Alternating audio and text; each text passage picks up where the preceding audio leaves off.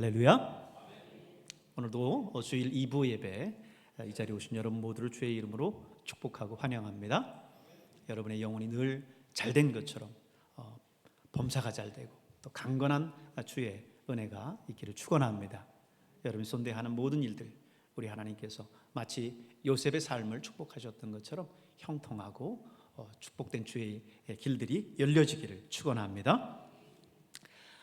오늘 저는 이제 그동안 해왔었던 에고의 시리즈를 마치고 오늘의 새로운 말씀을 들고 섰습니다. 특별히 두 폭의 그림을 들고 왔는데요. 여러분과 함께 그 그림을 보면서 함께 말씀을 좀 나누려고 합니다. 첫 번째 그림을 여러분 한번 보시겠습니까? 워너 셀만의 마음의 문 앞에 서신 그리스도라고 하는 작품입니다. 1942년도 작품인데요. 아마 이 작품은 여러분이 많이 보셨을 거예요. 흰옷 입으신 예수님이 가시덤불과 잡초가 무성한 그 낡은 문 앞에서 손을 들어서 문을 두드리고 계십니다. 많은 가정에서 이 그림을 액자로 해서 걸어놓곤 했기 때문에 아마 여러분의 눈에 굉장히 익숙한 그림이 있지 않을까 생각합니다. 두 번째 그림을 볼 텐데요. 이 그림은 사실 조금 전에 보셨었던 그 그림의 원형이 되는 그런 그림입니다. 윌리엄 홀먼 헌트가 그린 건데요. 세상의 빛이라고 하는 그림입니다. 그가 1851년에서 1853년에 이제 살았기 때문에 워너 셜마보다 훨씬 이전의 사람이 되겠죠. 이 그림도 보면은 가시면류관을 쓰신 예수님이 한 손에는 등불을 들고 있고요. 역시 덩굴에 뒤덮인 문을 두드리고 계세요. 두 작품을 보면 화가도 시대도 다르지만 두 그림에는 세 가지 공통점이 있습니다. 첫째는요, 둘 다 요한계시록 3장 20절에 있는 말씀을 화폭에 옮겨놨다라고 하는 거고요. 두 번째는 그 문은 오랫동안 열린 적이 없어서 잡초와 가시가 무성하다라고 하는 거고요. 마지막 세 번째로는 결정적으로 그 문에는 바깥에 손잡이가 없다라고 하는 겁니다. 바로 이 손잡이 없는 문 때문에 유명한 일화가 전해지는데요. 두 번째 그림을 그렸었던 이 윌럼 홀먼 헌트가 이 세상의 빛을 처음 작품을 전시했을 때 한 비평가가 따지듯이 물었다고 합니다. 선생님, 뭔가 좀 큰 실수를 하신 것 같습니다. 저 문에 지금 손잡이가 없잖아요. 이렇게 물었습니다. 그때 헌트가 조용히 대답을 했습니다. 아니요, 그것은 실수가 아닙니다. 이 문에는 바깥쪽 손잡이가 없습니다. 왜냐하면 이 문은 오직 안에서만 열 수 있는 그런 문이기 때문입니다. 얘기했어요. 훗날 첫 번째 그림의 작가였었던 화가였었던 이 셀만도 이 같은 뜻을 담아서 손잡이 없는 문을 이제 다시 그렸습니다. 사랑하는 성도 여러분, 제가 오늘 한 가지 질문을 여러분한테 드려볼까 합니다. 뭘까요? 어떻게 하면 그리스도인이 될 수 있습니까? 어떻게 하면 그리스도인이 될 수 있을까? 뭐 너무 익숙한 질문인데 다 아는 질문을 목사님 또 웬일로 던지나 이렇게 하실 거예요. 그런데요, 교회도 오래 다녔고 봉사도 누구보다 열심히 했는데 막상 당신은 어떻게 그리스도인이 되셨습니까? 라고 물으면요, 머뭇거리는 분들이 참 많습니다. 우리의 인생에 있어서 사실 이보다 더 중요한 질문이 없는데도 불구하고 말입니다. 오늘 본문은 그 답을 우리에게 말씀해 주고 있어요.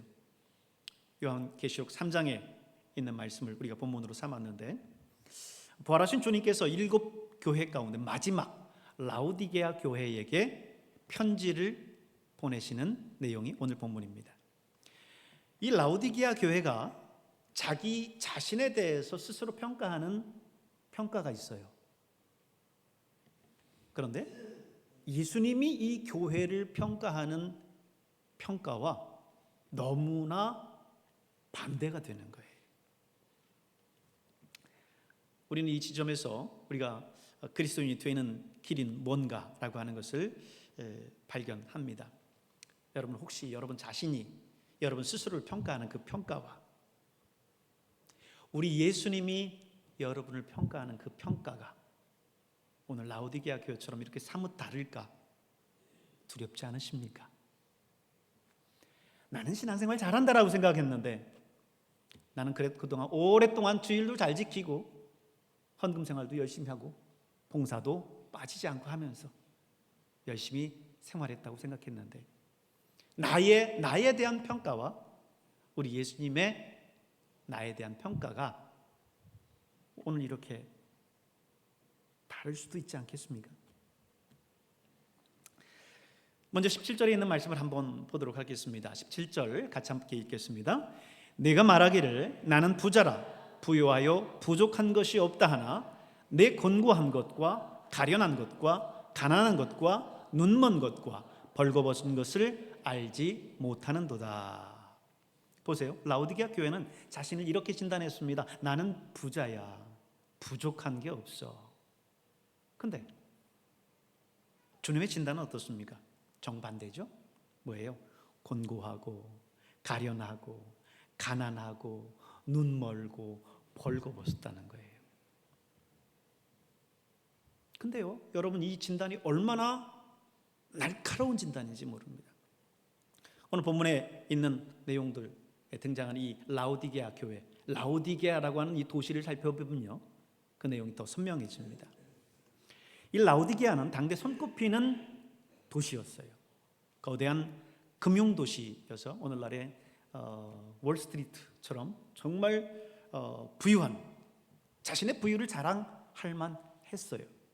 그리고 검고 윤기 나는 양모로 유명했었던 곳이 라오디게아입니다. 그리고 눈에 바르는 프리기아 안약을 만드는 의학교까지 지었었던 곳이 바로 이 라오디게아입니다. 그런데 바로 그 도시를 향해서 오늘 예수님께서 말씀하시기를 나는 부자다, 부족한 것이 없다라고 말하는 라오디게아를 향해서 너는 가난하고 그럽니다. 검고 윤기나는 양모로 그런 의류로 유명한 그 라오디게아를 향해서 너는 벌거벗었고 눈에 바르는 프리기아 안약까지 만드는 그런 의학교까지 있는 그런 곳인데 뭐라고요? 너는 눈멀었고 라고 말씀합니다. 부와 옷과 안약을 자랑하던 도시의 영적인 민낯을 예수님께서는 철저히 들춰내고 계신 거예요. 그리고 가장 무서운 한마디가 마지막에 붙어 있습니다. 뭐라고요? 그 모든 것을 알지 못하는도다. 자기가 병든 것을 몰라요. 내가 병든 것을 알아야 치료도 하고 또 먹는 것이든 입는 것이든 생활하는 것이든 조심하고 할 텐데 내가 병든 것을 내 스스로 뭐라고요? 알지 못하는도다. 사랑하는 여러분, 오늘쯤에 성령의 빛이 저와 여러분의 영혼을 환하게 비춰서 우리가 주님 앞에 어떻게 다시 거듭나야 되고 믿음 앞에 바로 서야 될지를 알 수 있기를 바랍니다. 여러분, 우리의 인간의 근본 문제는요, 죄의 문제예요. 하나님은 어떤 분입니까? 하나님은 빛이다 그랬어요. 요한일서 1장 5절에 있는 말씀을 같이 한번 읽어볼까요? 같이 읽습니다. 하나님은 빛이시라 그에게는 어둠이 조금도 없으시니라. 아멘. 오늘 하나님이 빛이라고 이야기하는 이것은 하나님의 거룩성을 이야기를 하는 겁니다.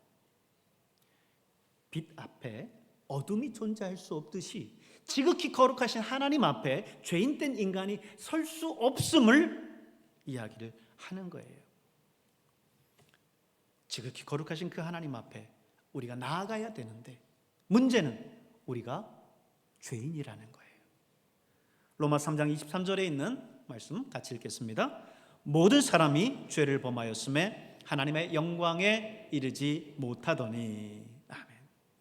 여러분, 여기에 모든 사람이 죄인이라고 하는 이 사실에 한 사람도 예외함이 없습니다. 죄를 범한 정도의 차이는 있을지 몰라도 죄를 범했다라고 하는 그 사실만큼은 다를 게 없어요. 여기에서 설교하고 있는 저 자신도 역시 마찬가지입니다.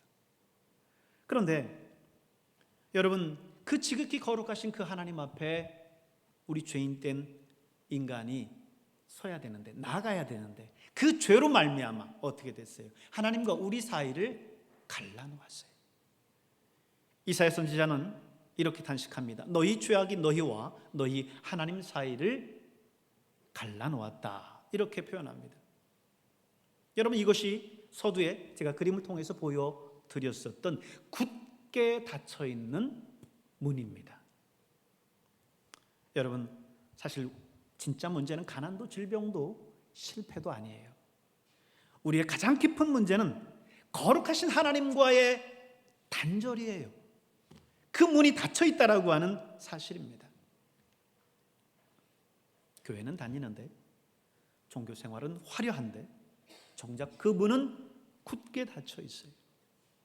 라오디게아 교회처럼 나는 전혀 부족한 것이 없다, 나는 부유하다 라고 스스로를 평가하고 있는데, 정작 주님은 벌거벗었고 가난하고 눈 멀었다라고 말하지 않고 있습니까? 여러분, 우리 스스로에 대해서 이 시간 냉철하게 우리 자신들을 바라보고 성령께서 함께 하시면 우리 자신을 보게 되어 있어요.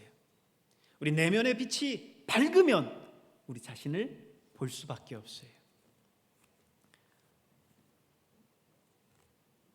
사람들이 왜 밖에 있는 타인과 다른 사람들을 향해서 우리의 시선들이 자꾸 갈까요?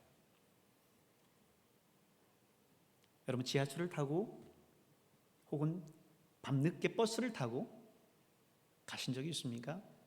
창밖을 바라보는데 밖이 칠흑 같은 어둠이고, 그리고 차 안은 밝은 불빛으로 가득 차 있어요.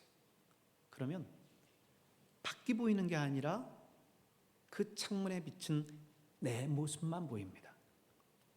여러분, 우리 안에 성령의 빛이 밝게 비춰져 있으면 다른 사람을 보기에 앞서 나를 봐요.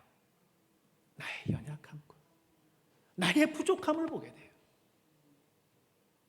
내 안에 빛이 없으니까 다른 사람의 모습, 타인의 티끌이 보이는 거예요. 여러분, 주의 성령이 여러분 안에 밝은 빛으로 함께 할 수 있기를 축원합니다. 자, 그러면 이 닫혀있는 이 문을 어떻게 해야 될까요? 열어야 되겠죠. 그럼 그것을 어떻게 열 수 있을까요? 다시 그 헌트의 그림으로 한번 돌아가 보겠습니다. 예수님이 두드리고 계시는 그 문에는요, 바깥쪽에 손잡이가 없어요. 손잡이 있는 그 예수님이 두드리는 그 부분을 확대해서 놓았죠. 바깥에 손잡이가 없다. 이거는 우리에게 두 가지를 이야기를 해줍니다. 주님은 결코 그 문을 부수고 들어가시지 않습니다. 하나님은 우리에게 인간을 창조하시면서 자유의지를 주셨습니다. 끝까지 그분은 그 자유의지를 존중하십니다. 원치 않는 사람에게 구원을 억지로 떠안기지 않으세요. 참된 사랑은 강요하지 않기 때문입니다. 여러분, 요즘 현관문은요, 대부분 디지털 도어락이죠. 번호만 띠띠띠띠 누르면 착각 하고 열립니다. 아니면 카드를 갖다가 댄다든지, 요즘엔 또 손가락 지문을 대면 열리기도 합니다. 근데 우리의 마음의 문은 그렇지 않아요. 바깥에 번호판도 없고요, 지문 인식기도 없습니다. 오직 안에서만 열 수 있어요. 주님조차도 억지로 그 문을 부수고 들어오시지 않습니다. 여러분, 내 힘으로, 내 공로로 여러분 구원받을 수 있다라고 생각합니까? 아무리 착하게 살아도, 아무리 선행과 봉사를 해도요, 그 싸운 것 가지고 이 죄의 문제를 해결할 수 있는 게 아니고, 죄로 인해서 지금 닫혀져 있는 이 문을 열 수 있는 게 아닙니다. 예를 들어서 빚이 한 100억 원 있는 사람이 있다라고 쳐보십시오. 밤을 단단히 먹고 매달 꼭 갚아야 되겠다 생각하고 10,000원씩 꼬박꼬박 갚았다고 생각해 보세요. 10년을 갚고 평생을 갚아도 그 100억은요 청산되지를 않습니다. 갚는 속도가 이거를 따라갈 수가 없는 거예요. 여러분, 우리의 죄도 마찬가지입니다. 우리가 우리의 선행을 통해서, 10,000원짜리 선행을 통해서 거룩하신 하나님 앞에 진 이 죄의 빚을 다 갚을 수 없는 거예요. 그래서 착하게만 살면 천국 간다라고 하는 이거는 복음이 아닙니다. 내 손에는 그걸 열 수 있는 힘이 없어요. 우리 하나님께서 우리에게 오셔서 그 구원의 선물을 주셔야 되고, 하나님께서 먼저 우리에게 오셔서 이 구원의 기회를 주셔야 돼요. 여러분, 20절에 있는 말씀을 보십시오. 같이 읽겠습니다. 볼지어다 내가 문 밖에 서서 두드리노니. 여러분, 이 문장이 복음의 핵심이에요. 우리가 하나님을 찾아서 사다리를 타고 저 위에 올라간 게 아니에요. 하나님이 친히 먼저 이 땅에 내려오셨어요. 그분이 우리의 마음문 바깥에서 그 문을 두드리고 계신 거예요. 내가 문 밖에 서서 두드리노니. 여러분, 계시록 3장 20절에 있는 이 말씀, 두드리노니라고 하는 이 말은요, 헬라어로 크루오라는 말이에요. 현재형입니다. 한번 똑똑 두드리고 마는 게 아니라 지금도 계속해서 두드리고 계신다는 뜻이에요. 이거는요, 요한 웨슬레가 이야기한 선행 은총입니다. 우리 예수님이 우리에게 찾아오셔서 우리의 문을 두드리신다는 거예요. 이 하나님의 놀라운 은혜가 있었기에 오늘 저와 여러분이 구원받은 줄로 믿습니다. 빛이신 그분이 그 어둠을 뚫고 우리에게로 찾아오셨어요. 그래서 어떻게 하셨습니까? 고린도후서 5장 21절 같이 읽겠습니다. 하나님이 죄를 알지도 못하신 이를 우리를 대신하여 죄로 삼으신 것은 우리로 하여금 그 안에서 하나님의 의가 되게 하려 하심이라. 아멘. 이사야 53장 5절에 있는 말씀도 같이 읽습니다. 그가 찔림은 우리의 허물 때문이요 그가 상함은 우리의 죄악 때문이라. 그가 채찍에 맞음으로 우리는 나음을 받았도다. 아멘. 하늘에 계신 그분이 이 땅에 이 어둠에 찾아오셔서 우리를 위해서 십자가에 죽어주셨고 우리의 죄를 사해 주셨습니다. 우리를 위해서 가십면류관을 쓰시고 우리를 위해서 양손과 양발에 못 박히시고 우리를 위해서 옆구리에 창을 받으셨어요. 그리고 마침내 다 이루었다 외치시던 그 순간에 성소의 휘장이요 위에서부터 아래까지 쫙 찢어졌습니다. 확인해 볼까요? 마가복음 15장 38절 같이 읽습니다. 이에 성소 휘장이 위로부터 아래까지 찢어져 둘이 되니라. 아멘. 여러분, 성소 휘장은요 전승에 따르면 거의 이 손바닥 두께만큼 두껍다고 그래요. 제가 이미지 하나를 가져왔는데요, 한번 보실래요? 성소 휘장입니다. 얼마나 두꺼웠으면 이 손바닥 두께만큼 두꺼웠겠어요. 근데 그 휘장이 위에서부터 아래까지 쫙 찢어진 거예요. 하나님과 죄인 사이를 가로막고 있었던 그 담이 무너진 거예요. 여러분, 이것 때문에 우리가 하나님 앞에 나아갈 수 있게 된 줄로 믿습니다. 지극히 거룩하신 그 하나님 앞에 죄된 우리가 어떻게 나아갈 수 있겠어요? 예수님께서 오늘 저와 여러분의 죄를 담당하셨기 때문에 우리가 그 거룩하신 하나님 앞에 죄인임에도 불구하고 나아갈 수 있는 것입니다. 오늘 예수님께서 오늘 여러분의 문 앞에, 마음의 문 앞에, 인생의 문 앞에 찾아오셔서 그 마음의 문을 두드리시지 않았겠습니까? 그 마음의 문을 열고, 그 인생의 문을 열고 그 예수님을 모셔드릴 때 우리는 이 구원의 역사를 경험할 수 있는 거예요. 여러분, 20절에 있는 말씀 한번 또 같이 한번 읽겠습니다. 시작. 누구든지 내 음성을 듣고 문을 열면 내가 그에게로 들어가 그와 더불어 먹고 그는 나와 더불어 먹으리라. 아멘. 여러분, 누구든지 내 음성을 듣고 문을 열면 그랬습니다. 누구든지라고 하는 이 말씀이 얼마나 복된 말씀입니까? 주님은 자격을 묻지 않으세요. 학벌을 묻지 않으십니다. 재산을 묻지 않아요. 과거의 죄의 무게도 묻지 않습니다. 다만 한 가지, 뭐예요? 문을 열면. 여러분, 오늘 저와 여러분이 해야 할 일은 단 한 가지예요. 주님이 노크하실 때, 내 인생에 찾아오셨을 때에 내 마음의 문을 여는 거예요. 그 한 가지입니다. 그것이 바로 뭐예요? 영접이라고 하는 거예요. 요한복음 1장 12절에 있는 말씀 읽겠습니다. 영접하는 자, 곧 그 이름을 믿는 자들에게는 하나님의 자녀가 되는 권세를 주셨으니. 그렇습니다. 여기서 영접하는 자라고 하는 것은 람바노라는 말인데, 받아들이다, 손에 쥐어 내 것으로 삼다라고 하는 뜻이에요. 오늘 예수님을 내 인생에 받아들이는 거예요. 그동안 내 뜻대로, 내 마음대로 내 인생은 내 것인 것 마냥 그렇게 살아왔다고 한다면, 이제는 예수님을 받아들이는 거예요. 예수님께 내 인생의 핸들을 맡기는 거예요. 그분이 내 인생을 운전할 수 있도록 그분께 내 인생을 맡기는 것입니다.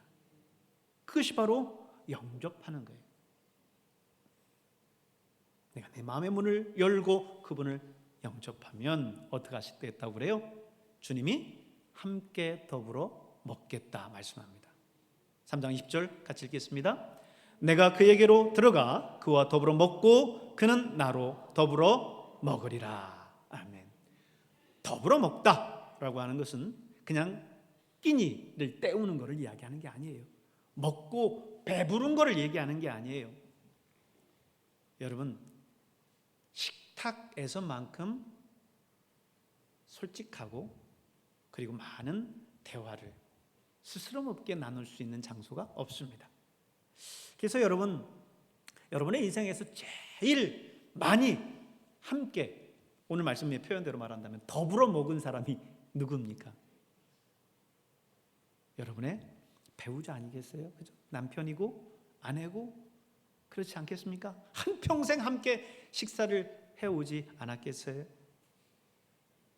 그래서 서로를 더 잘 아는 겁니다. 먹으면서 밥만 그냥 배불리 먹었겠어요? 이 얘기 저 얘기 나누면서 인생의 희노애락을 함께 나눴던 거지요. 근데요, 오늘 예수님께서 뭐라고 말씀하세요? 그 문을 열고 영접하면 그와 더불어 먹고 그는 나와 더불어 먹겠다 말씀합니다. 이 말씀이에요. 함께 교제하겠다라고 하는 말씀입니다. 여러분, 주님께 여러분의 마음의 문을, 여러분의 인생의 문을 열어드릴 수 있기를 바랍니다. 그런데요, 주님을 영접하지만 손님으로 영접하는 게 아니에요. 보통 여러분 집안에 손님이 오면 어떻게 합니까? 거실로 모시고 거실에서 차 한잔하고 담소를 나눈 다음에 보내드리잖아요. 그 손님이 특별히 그 손님에게 침실 열어주고 뭐 금고 열어주고 막 이러지 않지 않습니까? 손님이기 때문에. 근데요, 예수님을 지금 마음의 문에 열고 모시는 거는 손님으로 모시는 게 아니라 주인으로 모시는 거예요. 그렇기 때문에 예수님이 거실에만 계시지 않아요. 거실만 열어드려서는 안 돼요. 여러분의 은밀한 곳까지 다 열어드리고 그분이 모든 결정을 하고 이끌어갈 수 있도록 하셔야 되는 거예요. 그게 주인인 거예요. 주인으로 그분을 모셔드리는 거예요. 여러분, 주님을 주인으로 모셔드리셨습니까? 우리가 예수님을 주님 하고 고백하지 않습니까? 이게 뭐예요? 주인이라는 뜻이에요. 여러분의 인생에 그분을 주인으로 모셨다라는 뜻이에요. 여러분의 생명도 주님의 것이고, 여러분의 자녀도 주님의 것이고, 여러분의 재물도 주님의 것이고, 여러분의 시간도 주님의 것이고, 모든 것이 다 주님의 것임을 인정하며 주께 그 모든 것들을 내어드리는 것이 주님으로 그분을 모셔드리는 것입니다. 지금까지 여러분이 어떻게 살아오셨습니까? 그 가던 길에서 돌이키는 거예요. 그게 회개입니다. 회개하고 복음을 믿으라 그랬어요. 돌이켜서 이제 예수님을 내 인생의 구주와 주님으로 모셔드리는 겁니다.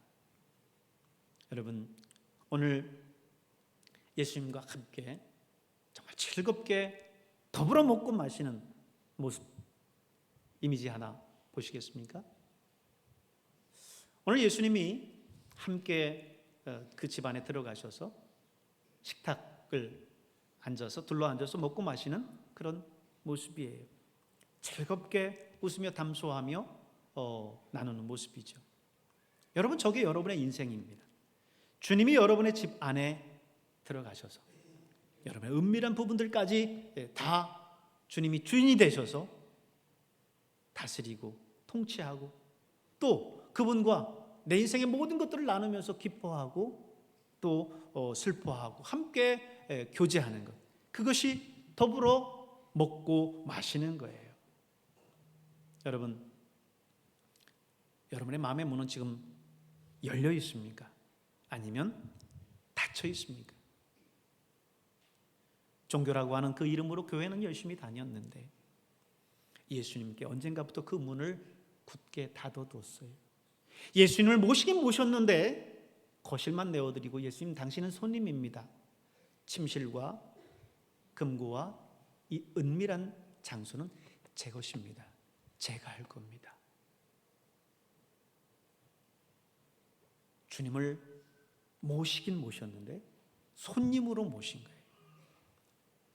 여러분, 주님은 그렇다고 해서 여러분의 그 영역 하나하나를 마치 폭군처럼 부수고 들어가서 내가 주인이야 하면서 여러분을 휘어잡고 그러시진 않아요. 주님은 인격적이신 분입니다. 여러분 마음 가운데에서 여러분의 문들을 두드리시는 거예요. 여러분이 그걸 열고 주님께 그 영역들을 맡길 때 비로소 주님께서 역사하심을 기억하시길 바랍니다. 오늘도 예수님께서 이 자리에 오셨습니다. 여러분의 마음의 문을 노크하고 있습니다. 그 문을 열어드리고 모든 영역의 문을 열어드리고 주님을 맞이하는 여러분 될 수 있기를 주님의 이름으로 축원합니다.